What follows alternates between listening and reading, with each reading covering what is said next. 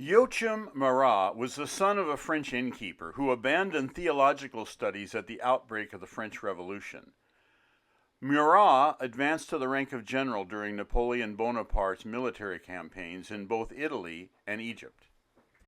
He was proclaimed the King of Naples in 1808, but his grip on power would cost him his life. He was executed by a firing squad following a failed attempt to regain control of his temporary kingdom. This obscure French general is best known as the namesake of the Bir Murat oasis in the Nubian Desert, where he frequently rested his soldiers. His great-great-great-grandson is actor Rene Auberjonois, known for his role in Star Trek films. Murat's connection with Indianapolis became associated via a project envisioned by a local Ober Building owner, John Brush. His building formerly housed an extensive clothing store. Brush was a co-owner of the Indianapolis Red Stockings, later evolving into the Cincinnati Reds and New York Giants baseball clubs. He had served in the Union artillery during the Civil War and, despite fragile health, became an energetic visionary for his most cherished cause, Freemasonry.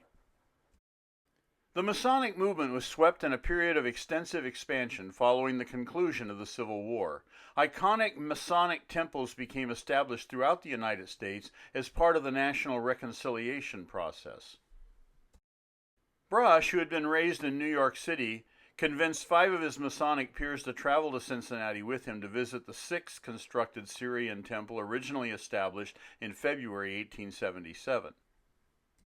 Following their excursion, a joint project was determined to finance and construct a shrine temple based in Indianapolis. At that time, there were 450 symbolic and affiliated lodges within Indiana alone. For reasons never publicly documented, Joachim Murat was selected as the temple's namesake. He was the initial honoree with no specific Arabic origin. In March 1884, the Indianapolis contingent received permission from the Syrian temple headquarters, and a charter was issued for the new Grand Lodge temple for the city, the 17th enshrinedom. The momentum towards constructing a temple began in earnest during 1894, with 103 members and less than $80 accumulated in the bank. Membership sessions were conducted at the old Scottish Rite building at the Townsley and Wiggins Port House on South Pennsylvania Street. The building would later be consumed by fire. Operating the New York Giants baseball team began dominating Brush's time and energies. He resigned his Masonic leadership post in 1897. Despite his absence, a local surge in membership exceeded 2,000 by the beginning of the 20th century. The urgency for establishing a headquarters evolved into a pressing priority. The cornerstone for the planned Murat Temple was laid on March 13, 1909.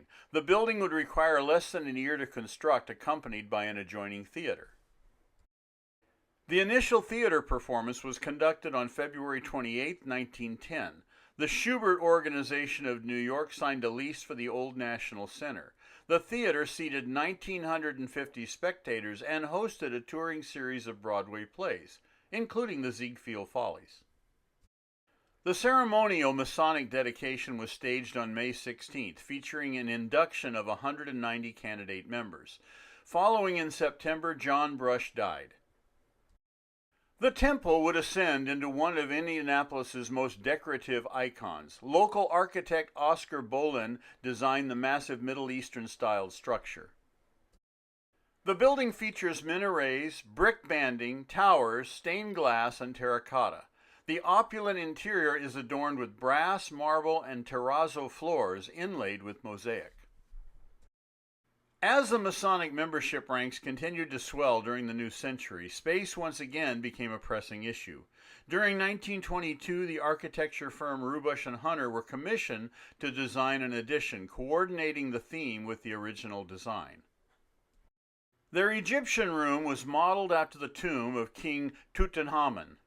The complex's final Egyptian touch was added during 1968, consisting of a concrete mural of 3 Arabian men crossing the desert. During 1995, a major necessary renovation project freshened the complex. The theater has continued to be employed for concerts and live performances.